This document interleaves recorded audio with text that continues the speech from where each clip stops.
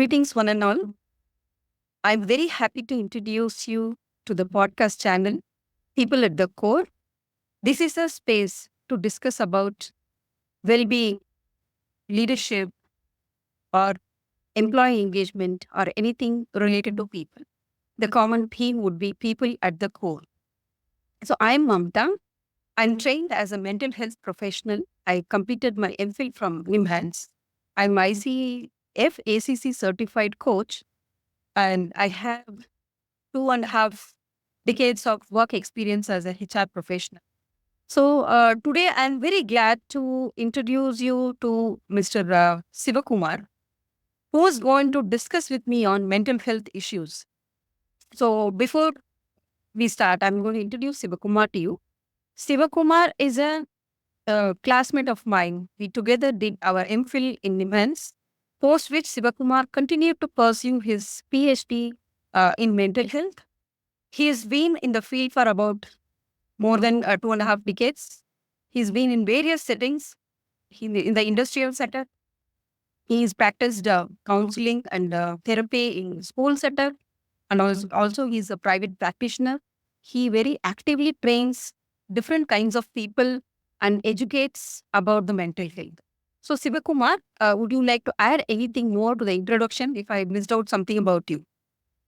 Uh, Thank you, Mamatha. Thank you for the invite. First of all, best wishes for your channel. Uh, Thank you. I think much to add. I am practicing mental health counselor. I am a visiting consultant for few hospitals here in Tanjavur, and I conduct some training programs. That's my way of life here. So one more thing I would like to add about Sivakumar is he's published several papers related to the coping mechanism of people addicted to alcohol or the families that are also co-dependents of alcohol. He's done a lot of work there. I just would like to add. And one more thing to add about Sivakumar is that he also practices art and music therapy as a part of his intervention. This is what is Sivakumar for you. Before we get on to the discussion with Sivakumar, I would like to explain about the structure of today's discussion. Initial part, I would be asking Sivakumar about his practice and as a mental health professional in the past 2.5 decades, his experiences. Then we will switch roles, and me being a part of the organization and industry. So Sivakumar would ask me about my experiences of being a professional on the other side of practicing mental health or promoting mental health in the organizational setup. This is what is the scheme for today. So without further ado, let's get started. Sivakumar, my first question to you is that what is mental health and how do we differentiate between so-called normal and abnormal? What is that? Can you please define it for us? Mental health is having contentment with yourself. You are satisfied with your life, your adjustments with yourself, your surrounding, your relations, your workplace, your home, everywhere you are maintain your cordial, and you go to bed happily and wake up very happily in the morning. You look forward to live happily. That is mental health. So mental illnesses, we have a variety of illnesses like we have in physical illnesses, disorders of the systems or body. We have neurosis, mood disorders, personality disorders, alcohol and substance abuse disorders, and the psychosis, then this schizophrenia. There are many, they need to name, and these are group of disorders, mental illnesses. When you are happy with yourself, when your adjustments are good, you don't adapt to any maladaptive patterns, then it is meant that you are doing well with your mental health. That is it. It's a very interesting definition, Sivakumar. I really like the way you put across. One side, you spoke about the positive well being and how each one goes to the bed with the satisfaction that they are doing well. The other part, you also defined at large about the mental illnesses. prevalent are these mental illnesses? Do people need to care about that? Or is it okay if we just focus on the overall well being? What do you say about that?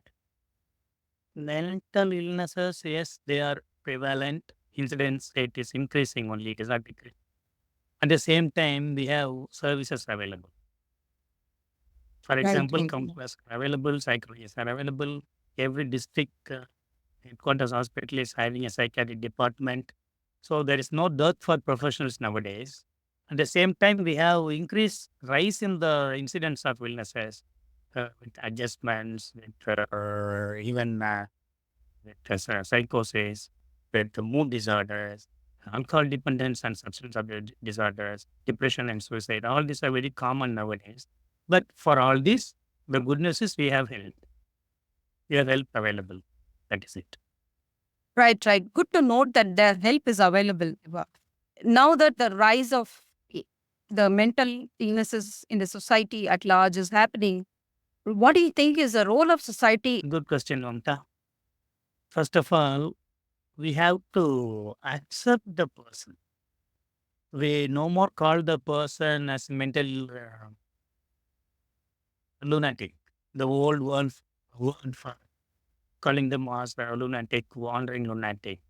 But the best thing we do is we call them as mentally ill persons or a person with mental illness. To that extent, we are improving. Now, we have to remove the stigma. Should I go to the doctor? Should I consult a psychologist? Should I go to a psychiatric social worker? All these questions should be removed. Yes, I am going to meet the psychologist. I am going to get help. I am going to set things all right for me. This approach an individual should take when he is suffering from mental illness.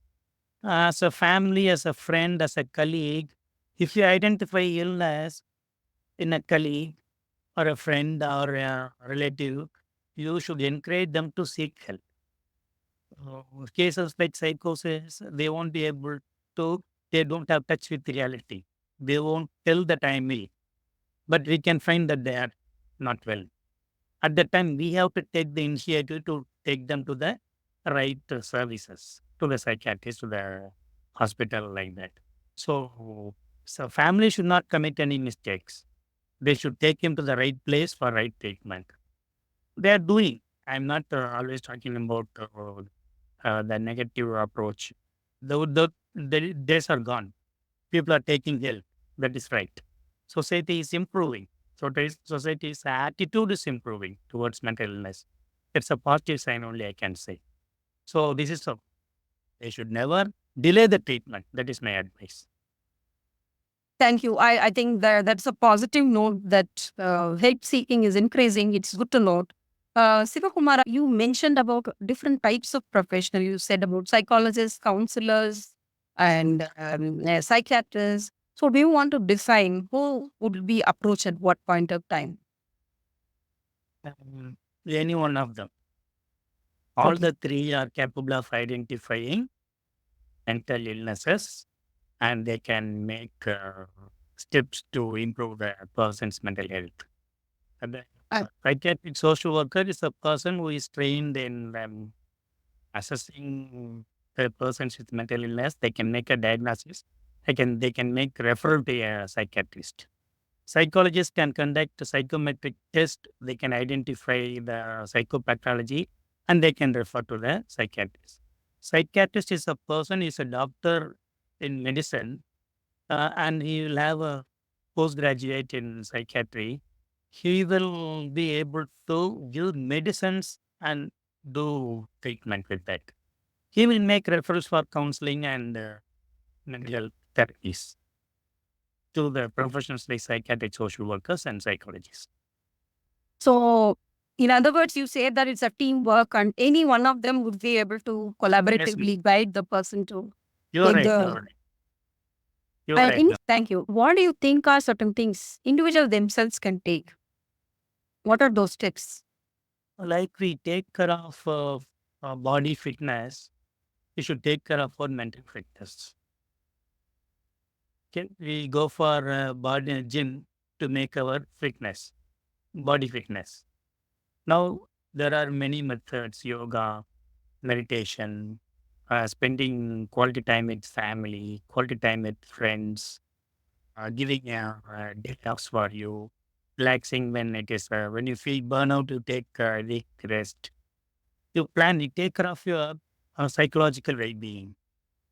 Like you take care of your physical well-being, we have to focus on our psychological well-being.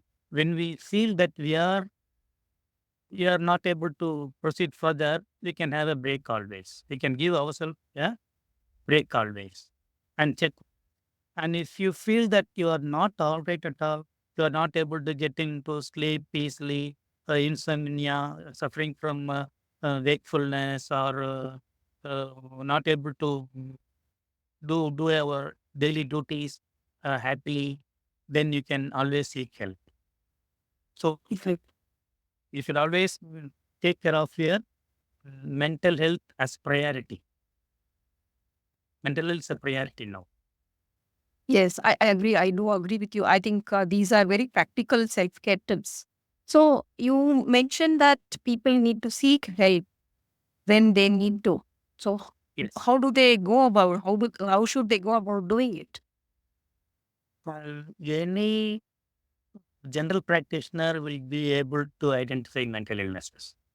They are all given training in psychiatry, though they are supposedly called as physicians, general physicians. They do get training in psychiatry. When they come across mental illness in a patient, he or she will refer them to the psychiatrist. That is happier. Then people can always seek help by themselves. It is called as self-referral. Instead of going through somebody, nowadays people are there who directly fix an appointment with a counselor, with a psychologist, or they contact a psychiatrist. The help seeking behavior has improved nowadays. Those days, people used to hesitate. Should I go there? What will people think of me? Or what people around me will think of me? What will my colleagues think of me? All these things were happening in those days. Nowadays, the scenario is improving, that the help seeking behavior of people is improving. If they are able to do that, the team will take care. If one can reach the services at the right time without delay, we can prevent lot of damages. We can do early intervention and we can help the individual to come out of the crowd. I think the catchword here is the early intervention and Yes. overcoming the initial trouble of reaching out for help. I feel that first step has to be overcome. Then help is available. Unlike Yeah. before, help is widespread and people will be able to really overcome the difficulties that they are facing. So, you have been a professional in different setups like school social work or hospital social work, or you've been as a part of industry also. You've been an industrial counselor, right? Yeah. So, what can be done? What can we do to uh, improve mental health in these different settings? All these settings are prone for, they're vulnerable for stress. Even home, work, school, everywhere, the pressure is increasing only. For example, in the school, there is parental pressure. Apart from teachers giving pressure, nowadays we see parents putting more pressure on the children. I've also So seen parents putting pressure on the teachers. that's also that. That's also that, right, Mamta? So in a workplace, there is job stress, there is a relationship strains, that's poor teamwork. All these somewhere they will take you towards mental wellness, right? So they feel fed up with the job, they feel burnout, they feel they are not getting along well. It happens at school, it happens at home, it happens organization. So all these places, three places, they are vulnerable, giving stress, and people find it difficult to cope in that. So we have to focus on it, or we have to address all these things. We have to make professionals to be available for them to seek help. Right. I think each setting has its own unique challenges, and we need trained professionals to address these. And Looking ahead, you have also mentioned that the help-seeking behavior is remarkably improving. That's a good news. So, how do you hope the society's conversion around this mental health will evolve? What are the kinds of things that's going to come up in future? I would like to give a positive note that knowledge is no more hidden in this, though we are living in a very fast paced world, which is prone for stress.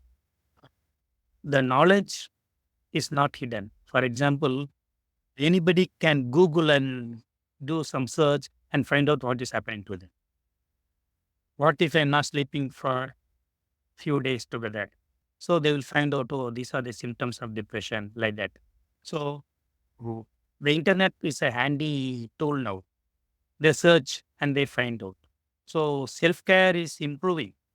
Self uh, help seeking behavior is also improving. These are all positive things. And the people nowadays are focusing on self care, like going for yoga, meditation, different types of your meditation centers. People are keen on attending personality development programs. People are keen on attending personal coaching. They're seeking help from coaches. So I see a positive growth in this field. There were days when people were misled, when people were seeking other alternative source of treatments, all these things. But nowadays, people have understood the importance of reaching the right place. So, yeah, I can say nearly 70% of improvement is there. Only 30% need to be reached. Maybe who are not able to make it to the services. How do we hide those 30%, Siva?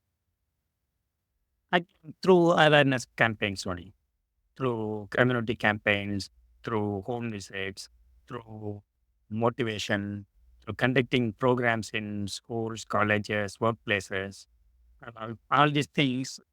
A general talk or podcasts like this will reach people, and this will make them aware that yes, I need a treatment like that. And also to reinforce that help is available and that is where they can find help. Keep Sure. reinforcing such messages. All right. Any thoughts before Siva before we move on to the next part of the podcast? Mental health is the priority, and this year's mental health day theme is prioritize mental health in the workplace. So WHO, the World Health Organization, had prioritized mental health in the workplace. That is the theme for our mental health day this year, 10th October 2014. That's my thought for the people.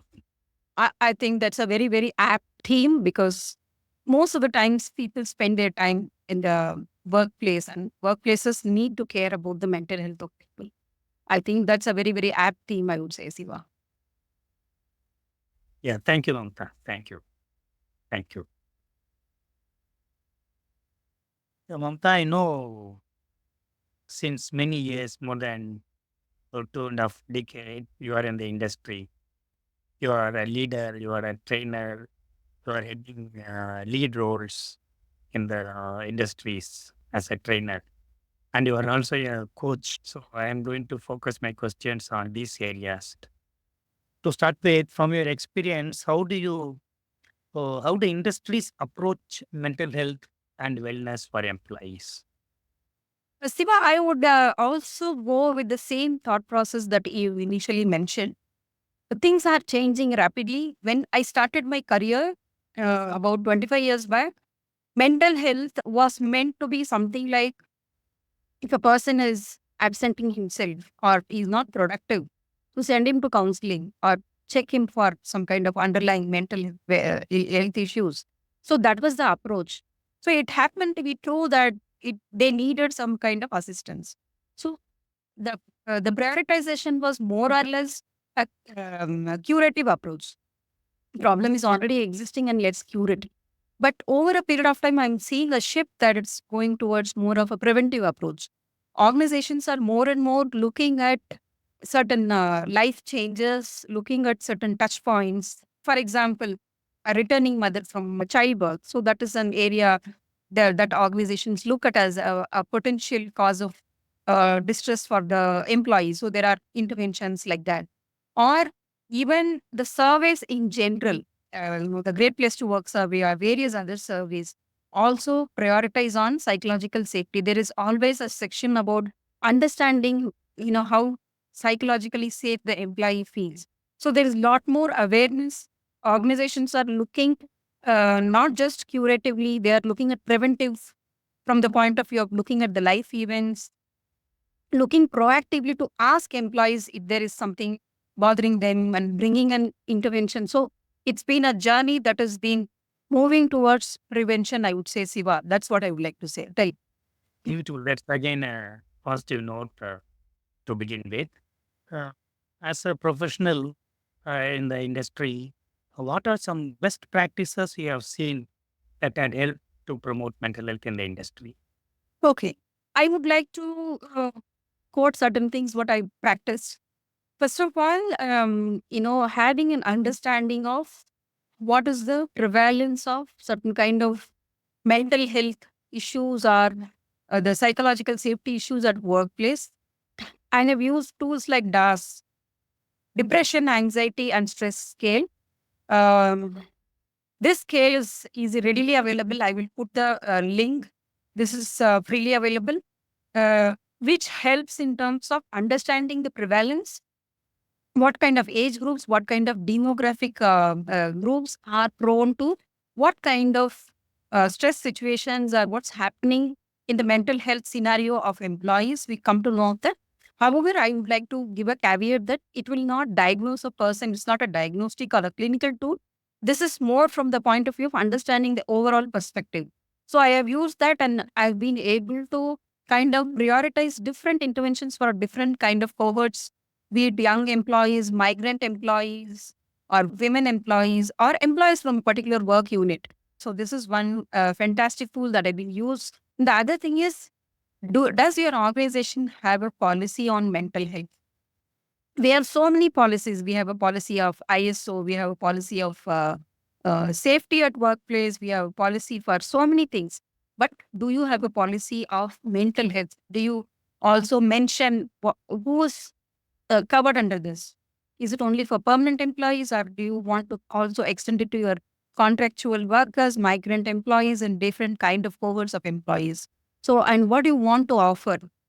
How far can you go to help your employees? So, can we define? Can we also look at neurodiversity and how do we include such employees in the workplace?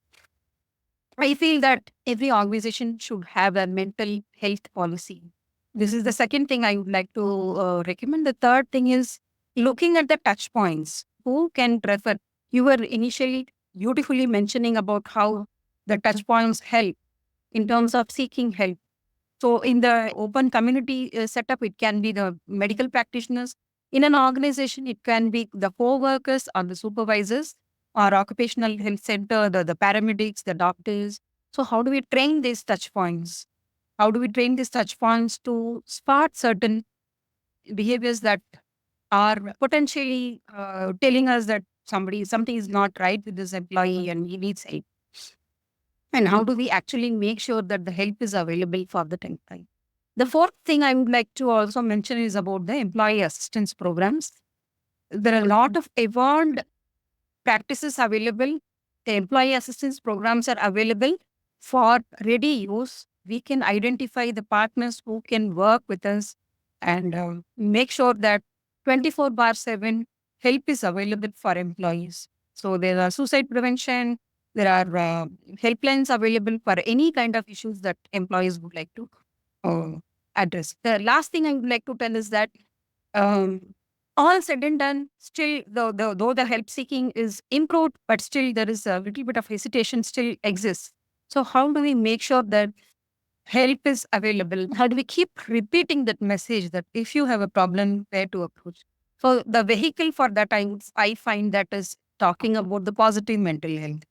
Conduct as many programs, create those events where you talk about the positive mental health habits, how do you self care, the mindfulness and various other things that will take them to the positive side of taking care of them, and embed the message that help is available in case you need it. These are the best practices I would say that organizations can adopt, Siva. Beautiful, Mamatha. That really your suggestions as well as your experience are really very good to know. Now, what approaches that don't work in an industry to promote? What's the right approach and the wrong approach? So the right approaches I told you, certain wrong approaches, in my opinion, is that when we invest in employee assistance program and programs like this, organizations are more focused on the return on investment. So anything you invest in business, then there is returns. But similar way, you cannot expect in the mental well-being or the investments that you make into mental well-being. So there is an employee assistance program. For months, there is nobody who's taking help. So we can't really get into that kind of slicing and dicing of data. And we need to trust the EAP partner. If they say that this many number of people have taken help, we cannot get into the details of who asked what, who said what kind of a thing. So our job is to make the help available, keep promoting it. How many people use it, how frequently they use it should not be the criteria. And for me, if I have invested into this program and in a month, one person has taken help and that has helped him, or in a year, I have been able to help only few number of people, I will be happy that as an HR professional or as a mental health trained person, I am happy that I change the lives of those few number of people. And people believe that help is available. So that should be the approach. Organizations should not look at the return on investment on these initiatives. That's what I think. So I see there is a direct or indirect impact of your counseling services, mental health services in industry. When you make people happy in the industry, productivity has a rise. It may not be visible. Monetarily, it may not be Absolutely. visible. But Absolutely. That is where is the edge. the quality of life is improved. Quality of work will improve. That's what I foresee. That is what the industry should appreciate and follow. Now we move on to the next important question. What is the role of leadership in ensuring mental wellness in the workplace? The leaders play a very important role. There is a saying that people do not follow what you say, people follow what you do. So the Right. leaders should walk the talk. They need to emulate the right practices. One of the things they can also look at is that do not glorify overwork. Do not quote it in the public forums to kind of give him an award or promote him. Never say that, oh, he's always seen in the office, so I am promoting. So never ever get into such examples or such practices. That would help. The other thing is be a torchbearer in the positive mental health related initiatives. Participate in those programs yourself. Share success stories. And all these programs will work in an organization if only these are sponsored by the leadership. The sponsorship as leaders and the guiding the way and acceptance at a larger level is really going to help in a long term, Siva. That's what I feel. Thanks. Thanks.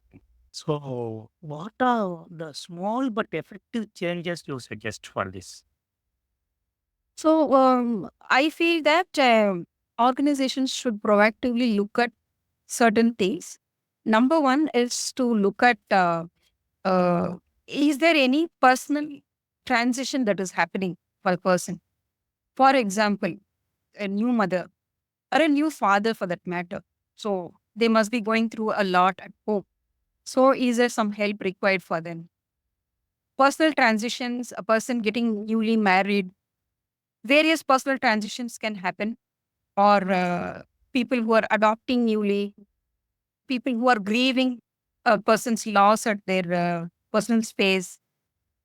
Are we sensitive as a company? Are we sensitive as bosses, managers to offer help to these people. So, looking at the personal transition and also looking at the transitions that are happening through their career. The important career transitions, I would say, is that first time a person joins a company, everything is new. They're still adapting to the culture. How do we structure their onboarding? Is there a buddy? Can the buddy help to make sure that this transition is smooth?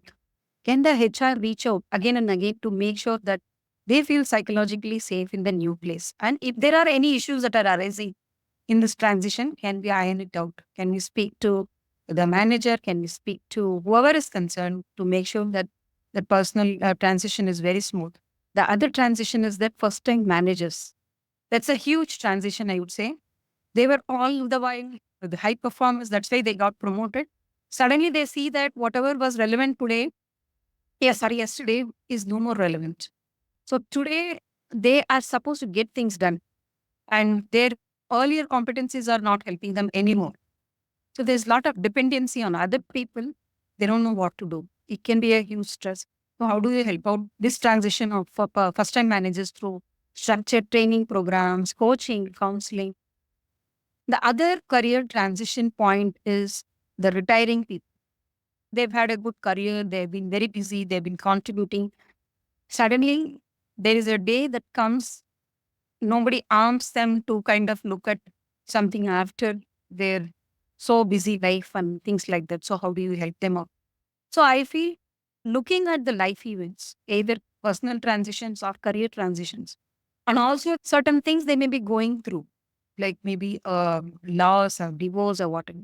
So, having an avenue to talk about that, creating safe spaces, I think that go a long way and in creating a culture where mental health is promoted. Beautiful. That is nice to notice that we have to focus on the life events of the employee. That's really a good lesson to practice. Now, what will be your one piece of advice that you will like to give to the industries for promoting mental health? I would say that having an open mind, having policies in place, and opening all these touch points, and making sure that the data, what comes in these touch points, are not judged, but given it back in the form of interventions to employees, and making sure that these are well woven with the other HR systems, like an induction program or health and wellness program. So it can be a part of different interventions. So having the interconnected intervention will really help the organizations. In turn, that will also boost the morale of employees. And as you rightly said in the some time back, that it's going to really improve the productivity of employees. It's a win-win situation for the organization as well as the employee. I think we had a quality time discussing very important topics and focusing on mental health in workplace. Thank you so much. Thank you so much for your time and thank you for the invite. Thank you, Siva. I too enjoyed talking to you, understanding about how the society has evolved in terms of mental health. I also feel that mental health really matters and everybody has a role to play, including the viewers of this podcast. I think World Mental Health Day is not just a day. Every day is a mental health day and we need to focus on that so that help is available and we support each other. Thank you so much. Thank you again. Thank you so much. Best wishes. Thank you.